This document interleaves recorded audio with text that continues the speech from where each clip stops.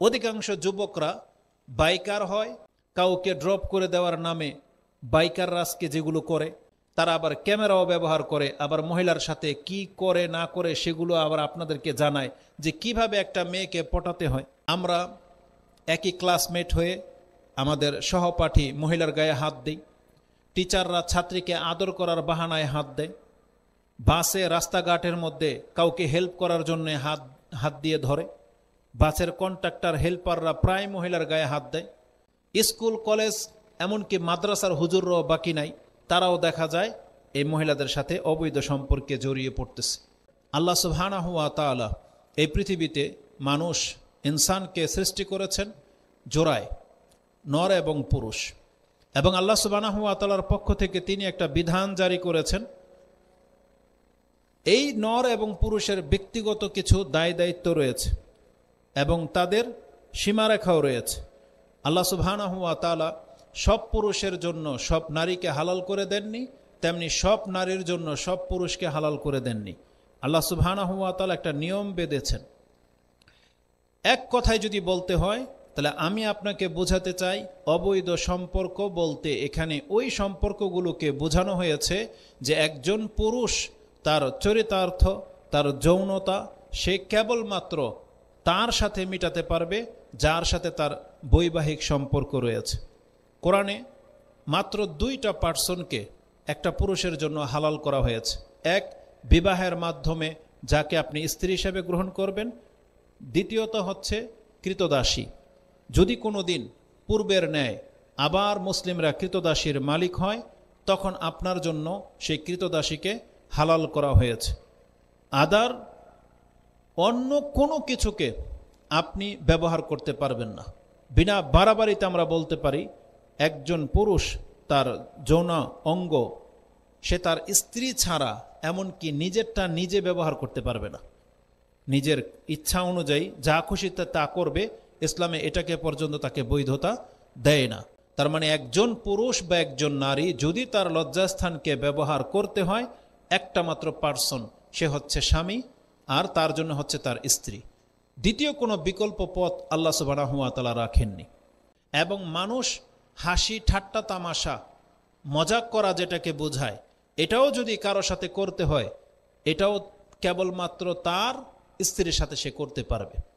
আজকে আমরা আমাদের সমাজে দুষ্টামি ফাজলামি মস্কারার ছলে আমরা একই ক্লাসমেট হয়ে আমাদের সহপাঠী মহিলার গায়ে হাত দিই, টিচাররা ছাত্রীকে আদর করার বাহানায় হাত দেয়, বাসে রাস্তাঘাটের মধ্যে কাউকে হেল্প করার জন্য হাত দিয়ে ধরে, বাসের কন্ট্রাক্টর হেল্পাররা প্রায় মহিলার গায়ে হাত দেয়, বাজারের মধ্যে একাকার হয়ে ফ্রি মিক্সিং করে আপনি টাচ খাচ্ছেন, গাদাগাদি করে আপনি ট্রেনে আর বাসে বসবেন, অটোতে এক পাশাপাশি বসতেছেন।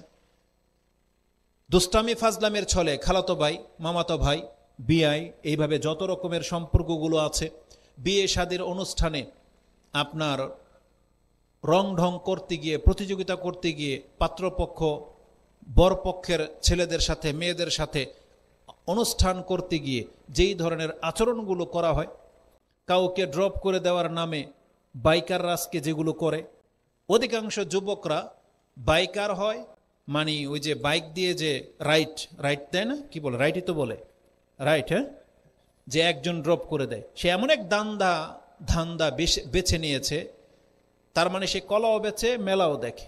এমন উদাহরণটা হচ্ছে এমন যে আমার ইনকামও হবে, মজা নেওয়া হবে। আবার দুঃসাহসিকতা এত চরমে পৌঁছে গেছে, তারা আবার ক্যামেরাও ব্যবহার করে, আবার মহিলার সাথে কি করে না করে সেগুলো আবার আপনাদেরকে জানায় যে কিভাবে একটা মেয়েকে পটাতে হয়, এগুলো আবার আপনাদের কাছে শেয়ার করে। তাহলে জেনে নেন, যেগুলোকে আমরা দুষ্টামি বলি, ফাজলামো বলি, মশকরা বলতেছি, ইসলামে কোরআনের ভাষায় এগুলোকে ফাহেশা বলা হয়েছে। কি বলা হয়েছে? ফাহেশা। ফাওয়াহেশার বহুবচন, ফাওয়াহেশা। এই ফাহেশা সম্পর্কে আল্লাহ সুবহানাহু ওয়া তাআলা কোরআনে আমাদেরকে জানিয়ে দিয়েছেন, এগুলো তোমাদের উপরে হারাম করা হয়েছে, যেটা একটু পরেই আপনার কাছে ব্যক্ত করা হবে।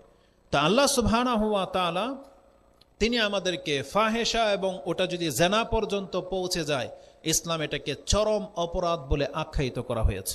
চরম অপরাধ, যে অবৈধ সম্পর্কের সাথে এখন কোনো পার্সন বাকি নাই। ক্লাস 3-র ছেলেপে তারা পর্যন্ত প্রেম প্রীতির সাথে জড়িত। স্কুল কলেজ এমনকি মাদ্রাসার হুজুররাও বাকি নাই, তারাও দেখা যায় এই মহিলাদের সাথে অবৈধ সম্পর্কে জড়িয়ে পড়তেছে। একমাত্র আল্লাহ যাদেরকে হেফাজত রেখেছেন তারা ছাড়া বাকি অধিকাংশ মানুষকে আমরা এই পথের পথিক দেখতে পাচ্ছি। জেনে নেন আল্লাহ সুবহানাহু ওয়া তাআলা এই ফাহেশাটাকে হারাম করেছেন। তার চাইতেও একটু মারাত্মক হলো পরকিয়া। পরকিয়া আর জেনার মধ্যে কি পার্থক্য এটা আপনাকে বুঝতে হবে। একটা যুবক যুবতী যদি জেনায় লিপ্ত হয়, ইসলামের বিধান হলো তাকে বেত্রাঘাত করতে হবে, আর তার শাস্তি হচ্ছে 100টা বেত্রাঘাত। কিন্তু এই কোনো ব্যক্তি যদি পরকিয়ায় লিপ্ত হয়, পরকিয়া মানে যার স্ত্রী রয়েছে তারপরে সে অন্য মহিলার সাথে গোপনে সম্পর্ক রাখে, যার স্বামী রয়েছে তারপরে সে অন্য পুরুষের দিকে ঝুঁকে যায়, এটাকে আমাদের ভাষায় পরকিয়া বলা হয়। আপনি কি জানেন জেনার চেয়েতে পরকিয়ার পাপটা মারাত্মক কেন, বা কি এর শাস্তি? এটা আমরা সবাই জানি যে বিবাহিত কোনো পুরুষ তার স্ত্রী থাকা সত্ত্বে যদি আর কারো সাথে জেনা করে, তাহলে ধরা পড়লে কি হবে জানেন? ওকে রজম করে দিতে হবে। রজম মানে ওকে পাথর মেরে মেরে ফেলতে হবে, ওর এই পৃথিবীতে বেঁচে থাকার কোনো অধিকার নাই। আল্লাহ সুবহানাহু ওয়া তাআলা এত কঠিন বিচারের ব্যবস্থা করেছেন যারা পরকিয়ায় লিপ্ত হবে। কেন? কারণ জেনা যারা করে তাদের একটা খায়েশ আছে, চাহিদা আছে, তার শক্তি সামর্থ্য নাই বিদায় সহজে যাকে পায় তার সাথে এটা করে। কিন্তু বিবাহিত পুরুষ আর বিবাহিত নারী তাদের কিন্তু হালালভাবে এটাকে পুরা করার জায়গা ছিল, সে চাইলেই এটা করতে পারত। বিশেষ করে রাসূলুল্লাহ সাল্লাল্লাহু আলাইহি ওয়াসাল্লাম বলেছেন যে অন্য মহিলার মধ্যে যা আছে তোমার স্ত্রীর মধ্যেও তাই আছে। অন্য মহিলাকে দেখে যদি তোমার চাহিদা জেগে যায়, তাহলে তুমি তোমার ঘরে এসে সেটা তুমি তোমার স্ত্রীর কাছে পেয়ে যাবে, তারপরে তোমার মাথা ঠান্ডা হয়ে যাবে। এই জন্য বিয়ের কিন্তু প্রচলনটা করা হয়েছে। কিন্তু আপনি সেটা করলেন না, বরং আপনি পরক্রিয়ায় লিপ্ত হলেন। পরক্রিয়ায় লিপ্ত হওয়ার বেশ কিছু কারণ রয়েছে। এক, এমন মেয়েকে বিয়ে করেছেন হয়তো টাকার জন্য, এখন টাকা আপনার হয়ে গেছে, মেয়েকে পছন্দ হয় না। অথবা যেই মেয়েকে আপনি বিয়ে করেছিলেন প্রথমে ভেবেছিলেন একটা, বিয়ের পরে দেখেন তার চরিত্র বা আখলাক ভিন্ন, তারপরে তার চাইতেও হয়তো ভালো কাউকে পেয়ে গেছেন, এই জন্য আপনার অন্তর সেদিকে ঝুঁকে যায়। এইভাবে মানুষ পরকীয়ায় ঝোঁকে। আর বিশেষ করে পরকীয়ায় ঝোঁকে অধিকাংশ প্রবাসীদের দ্বারা। প্রবাসীরা যখন টাকা ইনকাম করার জন্য বিভিন্ন দেশে চলে যায়, এক শহর থেকে আরেক শহরে গিয়ে কাজ করে, তখন দেখা যায় তার পরিবারের যে চাহিদা শুধু টাকা দিয়ে তার হয় না, তখন টাকাটা তার স্বামীর কাছ থেকে আসে, আর দৈহিক যে চাহিদাটা সেটা অন্যান্য ব্যক্তিদের কাছ থেকে সে নেওয়ার চেষ্টা করে। তো এইভাবে মানুষ পরকীয়ায় জড়ায়। মহিলাদের একটা নেচার সম্পর্কে জেনে নেন। মহিলারা ছোট থেকে যখন বড় হয়, ওকে যদি এই অনুভূতিটা জাগানো না হয়, তাহলে কোনোদিন কোনো মহিলার কোনো পুরুষের প্রতি চাহিদা জাগবে না, বরং ও ভয় পায় পুরুষদেরকে। কিন্তু যখনই ওর চাহিদাটাকে জাগিয়ে দেওয়া হবে, ওর কোনোভাবে টাচ স্পর্শ হয়ে যাবে, ও যখন এর অনুভূতি বুঝে যে এর মধ্যে একটা আকর্ষণ রয়েছে, তখনই কোনো পুরুষের দিকে ঝুঁকবে। এটা হচ্ছে মহিলাদের ফিতরত। তো যখনই কোনো মহিলাকে একা পায় যে তার স্বামী নাই, বিধবা বা তালাকপ্রাপ্তা, তখন সেই সুযোগগুলো ওই পুরুষগুলো নেওয়ার চেষ্টা করে। যখন তাকে খুব বেশি ইমপ্রেস করার জন্য বিভিন্ন অঙ্গভঙ্গি করে, তার হেল্প করে, তার সন্তান থাকলে সন্তানকে গিয়ে কোলে নেয়, চকলেট কিনে দেয়, ফুল নিয়ে যায়, গিফট দেয়, হসপিটালে যেতে হলে চলেন আপা নিয়ে যায়, ভাবি এই বলে সময় দেয়, তখন এই মহিলাটা ধোকায় পড়ে যায়। যখন দেখে যে এ তো আমার অনেক কাজে আসে, আর আমার স্বামী তো ফালাই থেকে গেছে, তো গেছি, তো যখন এই রকমের কোনো সুযোগ পায় তখন সে পরকীয়ায় জড়ায়। ঠিক পুরুষের ক্ষেত্রেও তাই। স্ত্রীকে রেখে আসছে দেশে, সে এখন হসপিটালে একটা ক্লিনার অথবা একটা নার্সের জব করে, তার পাশাপাশি কলিংয়ের সাথে রাত দিন তার ওঠা বসা, হাসি ঠাট্টা তামাশা মস্করা, সে হয়তো রিসেপশনে কাজ করে, রিসেপশনে আরেকটা মেয়ে আছে, তাহলে একই পাশাপাশি থাকার কারণে তখন এর প্রতি ঝুঁকে যায়। তখন তার স্ত্রী তো বাসায় আছে, কিন্তু এখন তার চাহিদা যেতেও পারে না, তখন এর সাথে পরকীয়ায় লিপ্ত হয়। তাহলে এগুলোকে রোধ করে দিতে হবে। আর আল্লাহ সুবহানাহু ওয়া তাআলা বৈবাহিক সিস্টেমটাকে এই জন্য আমাদের জন্য উত্তম পন্থা বলেছেন, কারণ এগুলো দিয়ে এই সব বাতিল সম্পর্কগুলোকে থামানো সম্ভব। কিন্তু আমরা অধিকাংশ মানুষ আজকে রিজিকের কারণে এগুলোকে আমরা কোনো পরোয়াই করি না।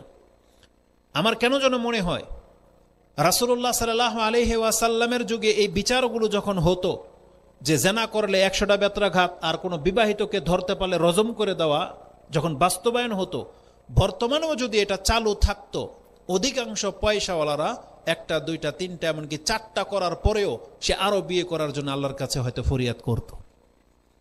কিন্তু আজকে ফ্রি ভাবে পেয়ে যাচ্ছে। তো আশ্চর্য হয়ে গেলাম যখন রিপোর্টগুলো দেখলাম, সাক্ষাৎকার নিচ্ছে এক অভিনেতা, এক ব্যক্তির 2টা ভাষা সে ব্যবহার করেছে যেটা জীবনে আমরা কোনোদিন শুনি নাই। বাংলার জমিনে ঢাকাতে পয়সাওয়ালাদের ঘরে কিছু নাকি সুগার মাম আছে, সুগার মাম আর সুগার ড্যাড বিলে। সুগার বাপ মানে মিষ্টি বাপ মিষ্টি মা, নাম শুনেছেন এরকম কোনোদিন? লা হাওলা ওয়ালা কুওয়াতা ইল্লা বিল্লাহ। বলছে তাদের কাজ কি? সুগার মাম কেন বলা হয়? বলা হচ্ছে যে যাদের অগাধ পয়সা আছে, ইনকাম সোর্স ভালো, কিন্তু সঙ্গী নাই, স্বামী গেছে অন্য মেয়েদের সাথে বা অন্য দেশে বড় জব করে, নেভি অথবা ডাক্তার, সারা রাত বড় হসপিটালে থাকে, অথবা এয়ার হোস্টেজে কাজ করে, পাইলট বা কিছু, স্বামী অন্য জায়গায় ব্যস্ত, কিন্তু তার জীবনে সে একাকিত্ব ফিল করে। কিন্তু তার অগাধ টাকা আছে, বাড়ি গাড়ি আছে, তখন সে সুগার মাম হয়ে গেছে। এখন সে সুন্দর সুন্দর যুবক ছেলেদেরকে দেখলে তাদেরকে সে আদর করার জন্য নিয়ে আসে, তার মানে পালে। কারো বাইক প্রয়োজন, বাইক গিফট করে দেয়, দামি দামি অ্যান্ড্রয়েড সেট দিয়ে দেয়, তারপরে ভ্রমণের জন্য টাকা দেয়, ফ্ল্যাট দেয়। এসে যার জন্য এরকম সুযোগ সুবিধা আছে, 1 সপ্তাহ 1 মাস যার জন্য খুশি তাদের সাথে তারা রাত কাটায়। এই খবর শোনানোর আগে আমি আরো 2, 4, 5 বছর আগেও একটা কল পেয়েছিলাম, প্রশ্ন করার জন্য আমাদেরকে জানানো হয়েছে যে হুজুর আমরা কি করব। বলছে আমি এক বাসায় গেলাম, সে মূলত বিমানবালা, কিন্তু কালো মহিলাটা অনেক মোটা নাকি।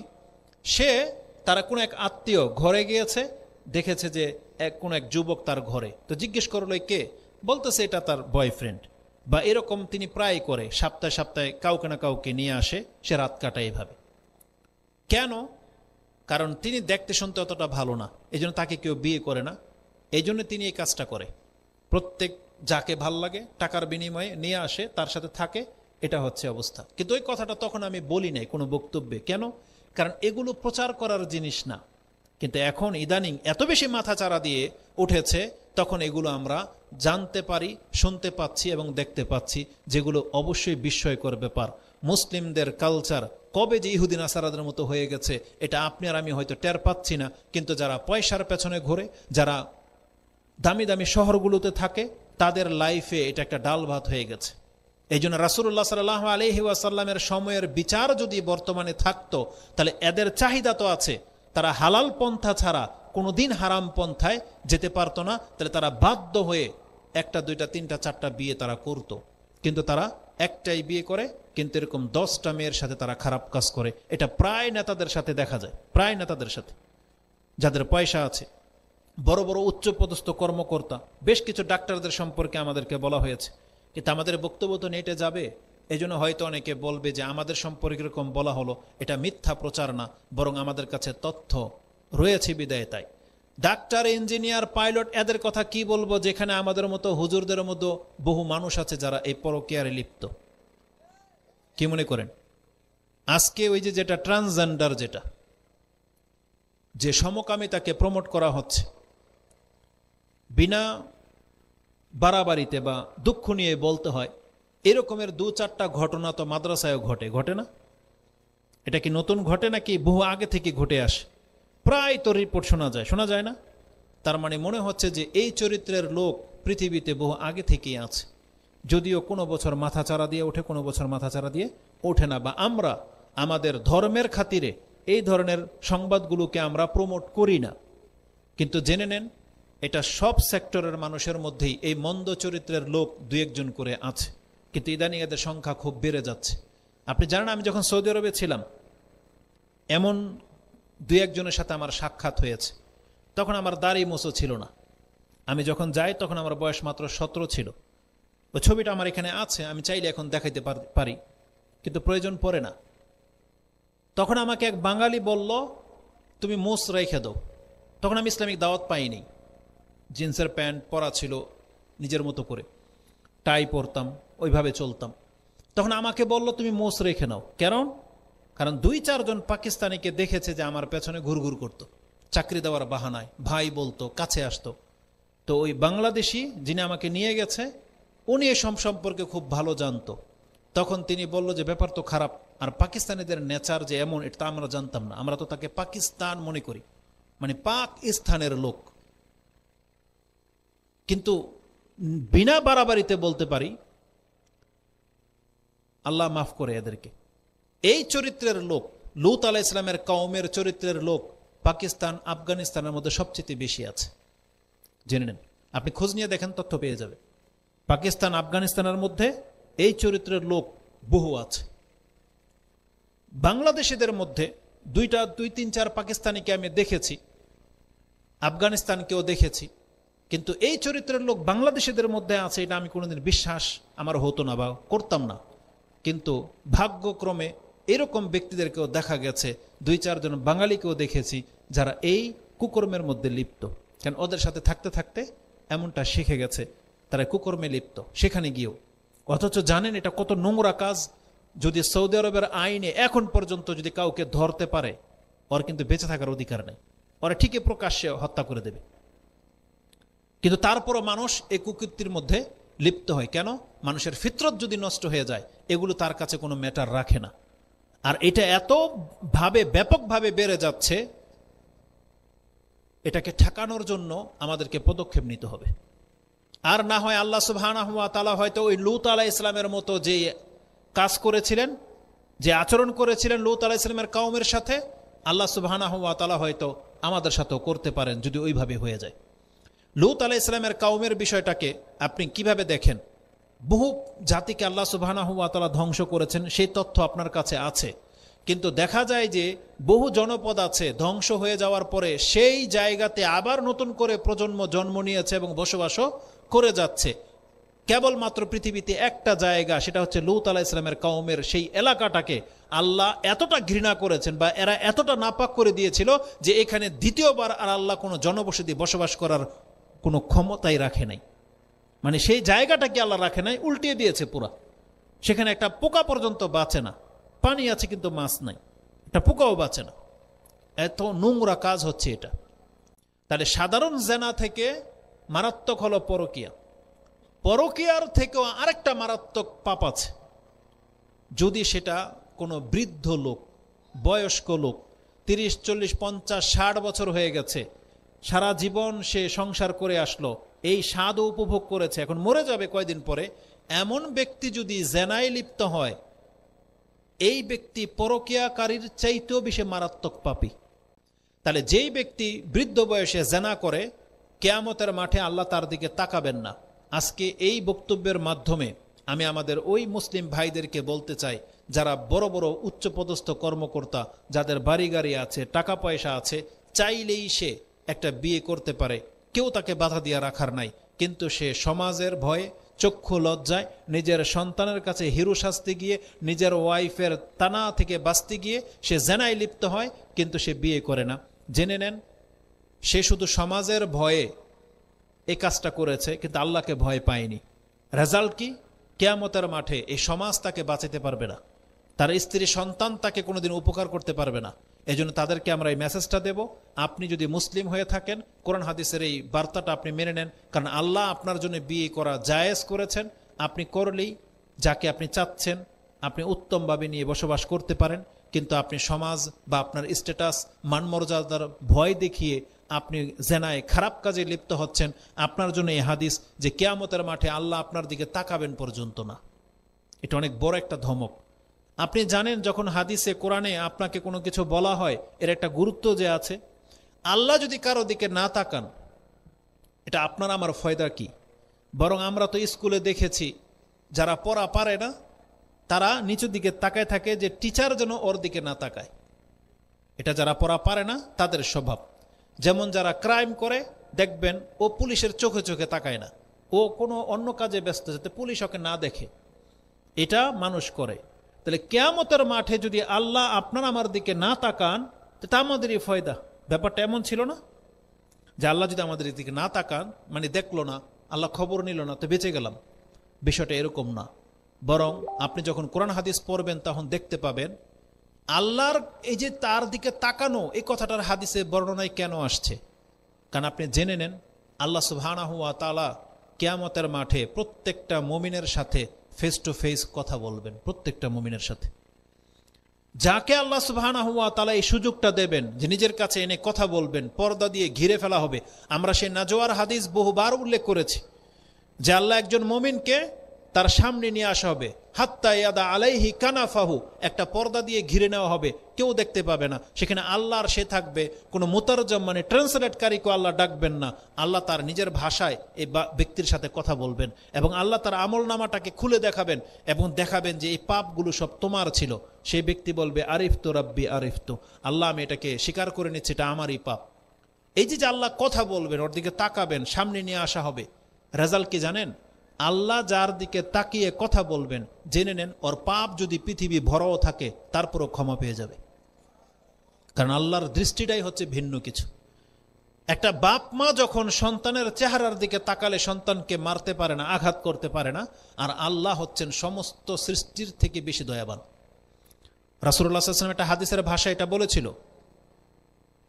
যে আল্লাহু আরহামু বিহাজিহি বিওয়ালাদিহা, একটা মা তার সন্তানের প্রতি যতটা বেশি দয়াবান, আল্লাহ তার বান্দার প্রতি তার থেকেও বেশি দয়াবান।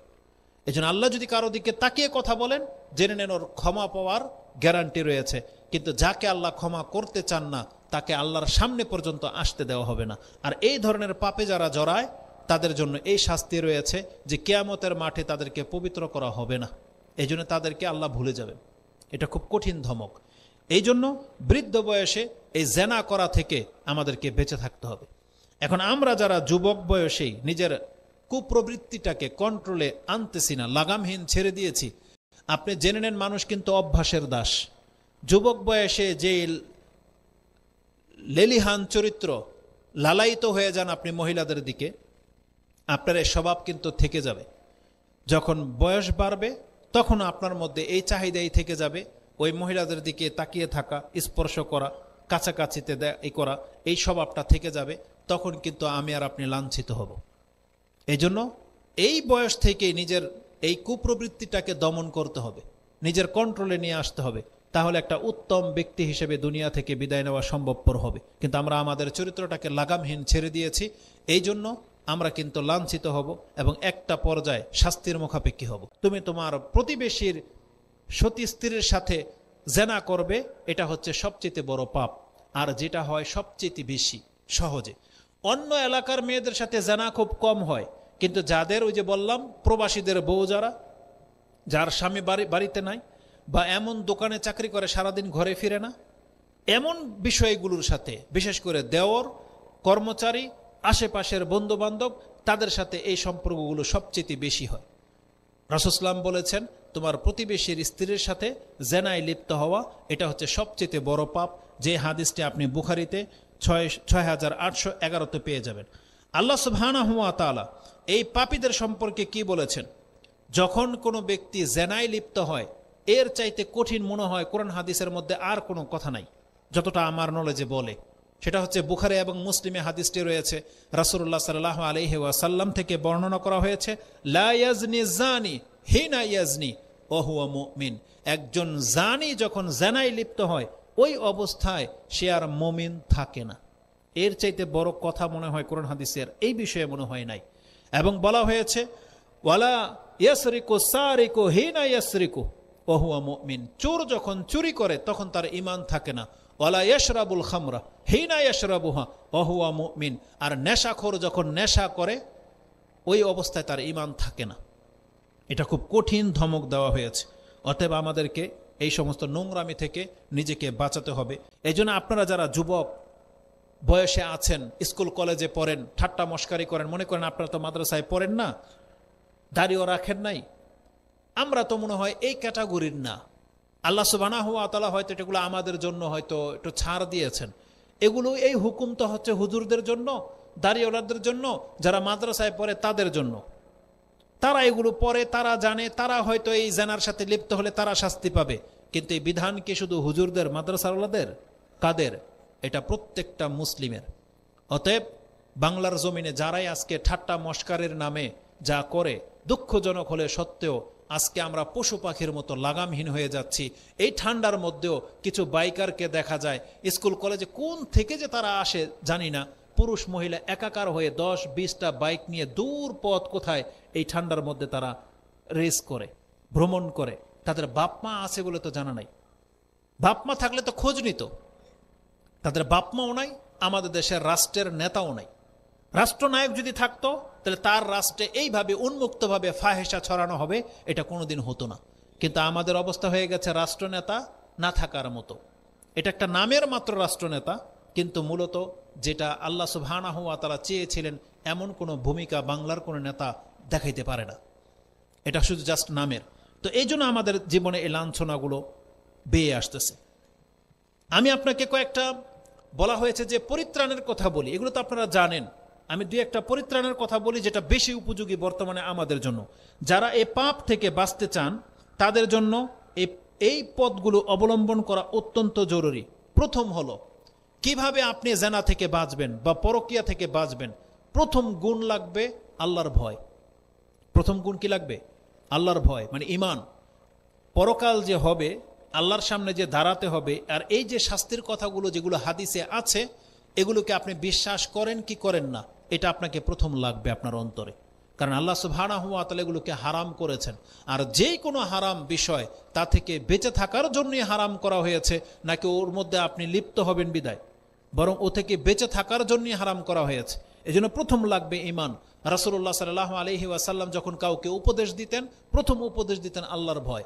আবু যার রাদিয়াল্লাহু তাআলা আনহু থেকে এমন একটা হাদিস আপনি পেয়ে যাবেন, যদি এখানে আমি নোট করিনি, সম্ভবত তিরমিজিতে রয়েছে, যেমনটা আমার মনে পড়ে হাদিসটা 1978, 84 অথবা 87 হবে, 1984 অথবা 87। তাতে তিনি বলেছিলেন, ইয়া বাজার ইত্তাকিল্লাহা হাইসুমা কুনতা ওয়াতবি'স সাইয়্যাতাল হাসানাত তামহুহা ওয়া খালিকিন নাসা বিখুলুকিন হাসান। তুমি যেখানেই থাকো না কেন আল্লাহকে ভয় করো। এটা হচ্ছে প্রথম উপদেশ।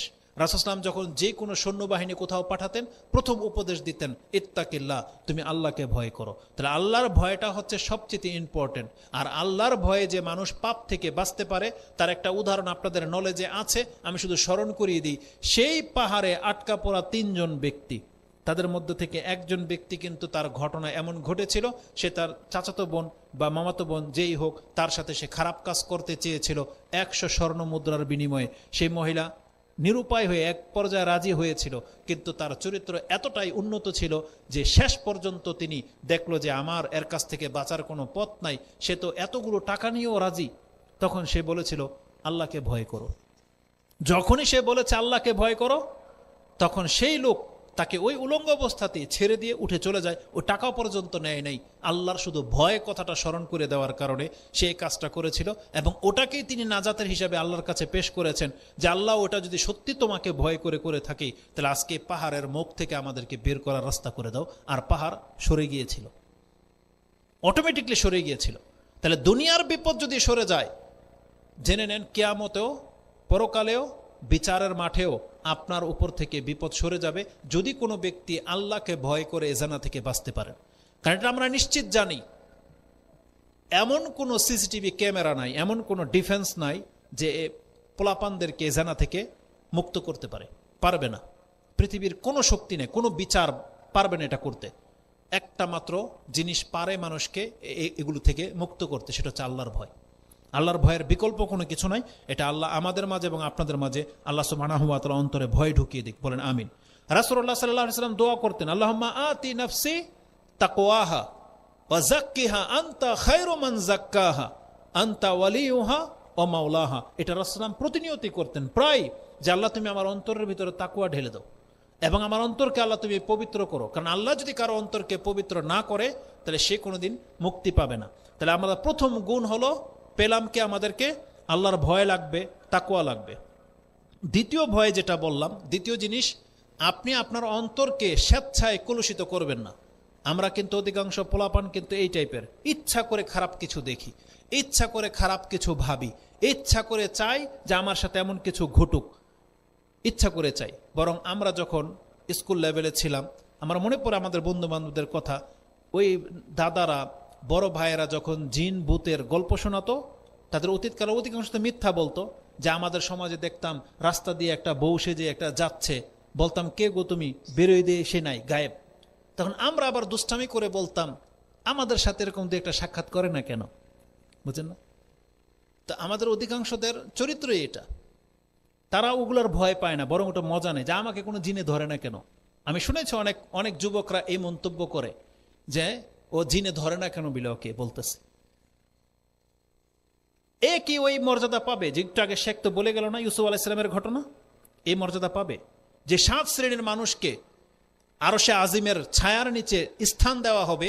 এই যুবক কি সেই মর্যাদা পাবে যে নিজে থেকেই চায় আমাকে কেউ ডাকে না কেন, আমাকে কেউ অফার করে না কেন? এই মহিলা কি সেই মর্যাদা পাবে? বরং আল্লাহ সুবহানাহু ওয়া তাআলা তো এটা ওই ব্যক্তির জন্য বরাদ্দ করে রেখেছেন যে যাকে ডাকা হয়েছে, তলব করা হয়েছে, দাআতু ইমরাআতুন যাতু মানসুবিন জামালিন, যার ক্ষমতা ছিল, সৌন্দর্যতা ছিল, সে তাকে অফার করেছে, ডেকেছে, আর সেই ব্যক্তি বলবে ইন্নী আখাফুল্লাহ।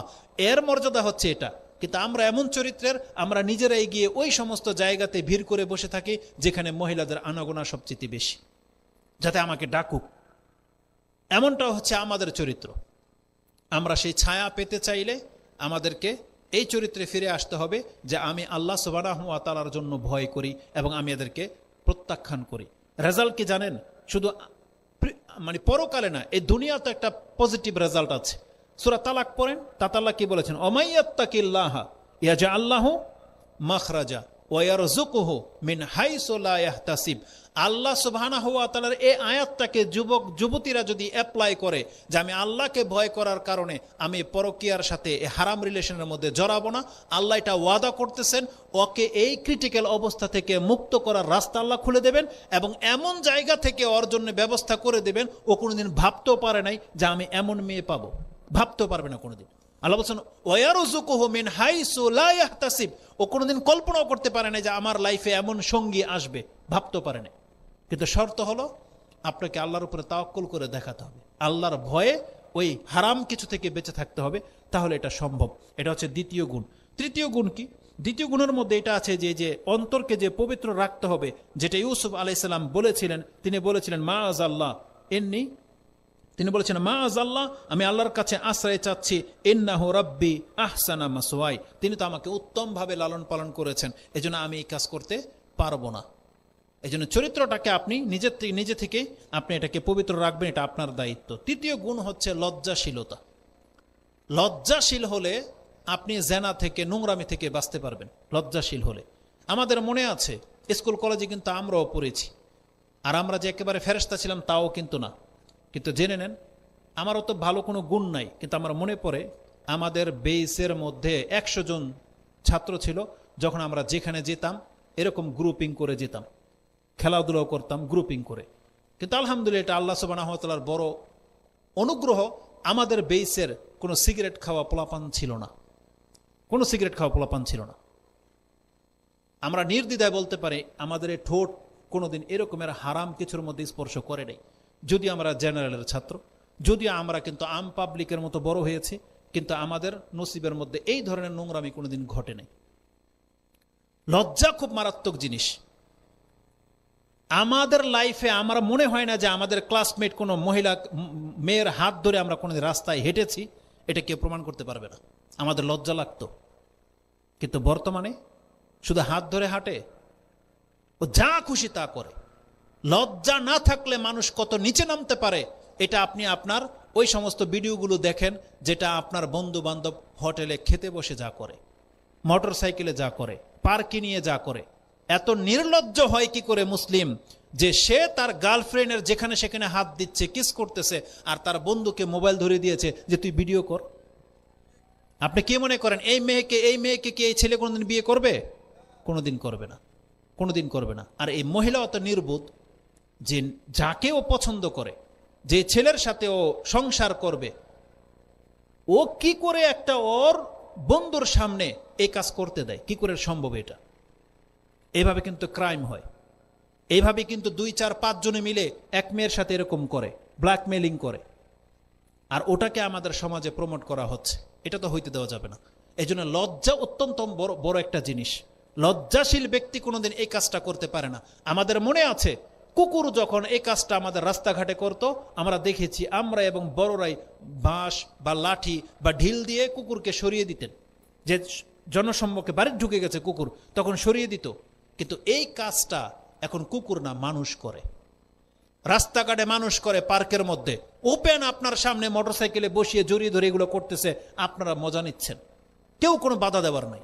রিক্সাতে করে, এরকম বাসের মধ্যে করে, যেটা কুকুর করত। এই চরিত্রের হয়ে গেছে। কেন হয়েছে এটা? লজ্জা না থাকার কারণে। এই জন্য জেনে নেন, লজ্জা অত্যন্ত গুরুত্বপূর্ণ একটা জিনিস। রাসূলুল্লাহ সাল্লাল্লাহু আলাইহি ওয়াসাল্লাম তিনি বলেন, আবু মাসউদিন ক্বালা ক্বালা নবী সাল্লাল্লাহু আলাইহি সাল্লাম ইন্না মিম্মা আদরাকান নাস মিন কালামিন নবুওয়াহ। মানুষের মধ্য থেকে কতক ব্যক্তি নবীদের একটা গুণ পেয়েছে, কথা বলার ধরন পেয়েছে। তার মধ্যে একটা কথা হলো, ইজা লাম তাস্তাহি, তুমি যদি লজ্জাশীল না হও, ফাসনা মা শিত, তোমার দ্বারা যে কোনো কাজ সম্ভব। আরেকটা বর্ণনায় আসছে, ফাফআলু মা শিতা, তুমি যদি লজ্জাই না করো তাহলে তুমি তো যা খুশি তা তুমি করতে পারবে। একটা লজ্জাশীল ব্যক্তি কোনোদিন যেখানে সেখানে প্রস্রাব করতে বসতে পারে? লজ্জাশীল ব্যক্তিটা পারে না। সে কাপড় খুলতে পারে? পারে না। কিন্তু লজ্জা যার নাই সেটা করতে পারে। আপনি কি লক্ষ্য করে দেখেছেন কিনা, আপনার ওই 3-4 বছরের মেয়েটা আপনার সামনে কোনোদিন পেন খুলবে না, ও শুধু ওর মার সামনে খুলবে। আপনি যে বাবা, তারপরও আপনার সামনে খুলবে না, কারণ ওর লজ্জা, ওর বাপকে পর্যন্ত লজ্জা পায়। কিন্তু এই মেয়েটা যখন লজ্জাহীন হয়ে যায়, ও নিজের গোসল করা উলঙ্গ ভিডিও নিজে ধারণ করে আবার আপলোড করে দেয়। এটা কত জঘন্য কিছু হচ্ছে, কত জঘন্য কিছু। নিজের ধারণ করা ভিডিও নিজে আবার আপলোড করে দেয়। এমন চলতেছে আজকে নেটের মধ্যে। শুধু দেহ ব্যবসা শুধু এমনিতেই হয় না, নেটের মাধ্যমে তারা এই ব্যবসা শুরু করে দিয়েছে। এটা মোটেও কাম্য নয়। লজ্জা খুব মারাত্মক জিনিস। লজ্জাশীল ব্যক্তি কোনোদিন এত গর্হিত কাজ করতে পারে না যে রাস্তাঘাটে যার তার হাত ধরে হাঁটবে। এটা কোনোদিন লজ্জাশীল ব্যক্তির দ্বারা এটা কোনোদিন হওয়া সম্ভব নয়। এই জন্য রাসূল সাল্লাল্লাহু আলাইহি ওয়াসাল্লাম বলেছেন, ইসলামে লজ্জা অনেক বড় একটা জিনিস। একটা হাদিস নিয়ে নেন, যেটা ইবনে মাজাতে আছে, হাদিস 4181। তাতে খুব চমৎকার একটা কথা রয়েছে, ইন্না লিকুল্লি দীনিন খুলুকান। নিশ্চয়ই প্রত্যেকটা ধর্মের একটা বিশেষ বৈশিষ্ট্য আছে। প্রত্যেকটা ধর্মের, ইসলামেরও এরকম বহু বৈশিষ্ট্য আছে। ইসলামের বৈশিষ্ট্যগুলোর মধ্যে থেকে একটা অনেক বড় বৈশিষ্ট্য হচ্ছে অখুলুকুল ইসলাম আল হায়া, লজ্জা। লজ্জাশীলতা ইসলামের একটা বৈশিষ্ট্য। এটা যদি কোনো ব্যক্তির মধ্যে না থাকে তাহলে ও যা খুশি তা করতে পারে। এই জন্য যদি আপনি পাপ থেকে, জানা থেকে বাঁচতে চান, আপনাকে লজ্জাশীল হতে হবে। এটা পুরুষ মহিলা উভয়ের জন্য। চতুর্থ যে গুণ, এটা আরো ইম্পর্টেন্ট, সেটা হচ্ছে গায়রত রাখা। গায়রত মানে আত্মসম্মান বোধ। আপনি কি জানেন, একটা লম্পট হলেও তার মধ্যে গায়রত থাকতে পারে, তাইলে তারা দ্বারা লম্পটি হবে না। একজন যুবকের কথা ভুলে গেছেন? রাসূল সাল্লাল্লাহু আলাইহি ওয়াসাল্লামের মজলিসে এসে যে বলেছিল, আজিনলি ইয়া রাসূলুল্লাহ, আমাকে জেনা করার অনুমতি দিয়ে দেন। সাহাবা কেরামরা তো খেপে গিয়েছিলেন, কিন্তু রাসূলুল্লাহ সাল্লাল্লাহু আলাইহি ওয়াসাল্লাম কি বললেন? কাছে আসো। তখন বলল, তুমি যে অনুমতি চাচ্ছ, তোমার মায়ের জন্য কে অনুমতি দেবে অন্য কাউকে? বলছে, লা ওয়াল্লাহ, এটা আমি কেন, কোনো মানুষ এটা অনুমতি দেবে না। তো বলছে, ঠিক আছে, তাহলে তোমার মেয়ের সাথে অন্য কেউ যদি এসে আমার কাছে একটা অনুমতি চায় যে ইয়া রাসূলুল্লাহ, ওর মেয়ের সাথে আমাকে জানা করার অনুমতি দিয়ে দেন, আমি কি দিয়ে দিব? বলছে, লা ওয়াল্লাহ ইয়া রাসূলুল্লাহ, না, এটা কোনো মানুষ চাইবে না। বলছে, ঠিক আছে, তাহলে তোমার বোন, তোমার ফুফু, নাহলে তোমার খালা, একেবারে নিচের দিকে চলে আসলেন, তার সাথে এরকম কেউ করতে যদি অনুমতি চায়, তুমি অনুমতি দিবা? বলছে, লা ওয়াল্লাহ ইয়া রাসূলুল্লাহ, এটা আমি কেন, কোনো মানুষ চাইবে না যে তার খালার সাথে কেউ খারাপ কাজ করুক, আর সেটা চাইবে। তখন তিনি এই কথাটা বলেছিলেন যে তাহলে তুমি যার সাথে অনুমতি চাচ্ছ, সেও তো কারো মা, বোন, কারো ফুফু, কারো খালা, কারো মেয়ে, সে কিভাবে এটা পছন্দ করবে? তারপর রাসূল সাল্লাল্লাহু আলাইহি ওয়াসাল্লাম সেই ব্যক্তির বুকে হাত দিয়ে, ওয়াদা ইয়াদাহু আলাই, তার উপরে হাত রেখে তিনি বলেছিলেন, আল্লাহুম্মা গফির জামবাহ ওয়া তাহহির কালবাহ ওয়া আহসিন ফারজাহ বা আহসিন খুলুকাহ। এই বর্ণনাটা রয়েছে। রাসূলুল্লাহ সাল্লাল্লাহু আলাইহি ওয়াসাল্লাম সেই ব্যক্তির জন্য 3টা দোয়া করেছিলেন, যে আল্লাহ তার পাপগুলোকে মাফ করে দাও, তার অন্তরটাকে শুধরে দাও, ও তাহহির কালবা, তার অন্তরটাকে পবিত্র করে দাও, এবং তার লজ্জাস্থানকে আল্লাহ হেফাজত করো, আহসিন ফারজা, এবং তার লজ্জাস্থানকে আল্লাহ হেফাজত করে দাও। এই দোয়া করেছিলেন। যেই সাহাবী বর্ণনা করেছেন তিনি বলেন, এই যুবক কোনোদিন আর কোনোদিন জেনা তো দূরের কথা, ওর খেয়ালে কোনোদিন এই জেনার কথা আসে নাই। এই জন্য আমরা আল্লাহ সুবহানাহু ওয়া তাআলার কাছে দোয়া করি, আল্লাহুম্মা গফির যুনুবানা, আল্লাহ তুমি আমাদের পাপগুলোকে ক্ষমা করে দাও। ওয়া তাহহির কুলুবানা, আমাদের অন্তরগুলোকে পবিত্র করে দাও। ওয়াহসিন ফুরুজানা আও ওয়াহফাজ ফুরুজানা, আল্লাহ আমাদের লজ্জাস্থানকে আল্লাহ তুমি হেফাজত করো। আমাদেরকে দোয়া করতে হবে, আমাদের যুবক ভাইদের জন্য দোয়া করতে হবে, আল্লাহ তাদেরকে উত্তম চরিত্র গঠন করার তৌফিক দান করো, তাদেরকে হালালভাবে জীবনযাপন করার তৌফিক দান করো, তাদেরকে উত্তম সঙ্গিনী দান করো, যাতে করে তারা এই হারাম পথে কোনোদিন পা না বাড়াবে।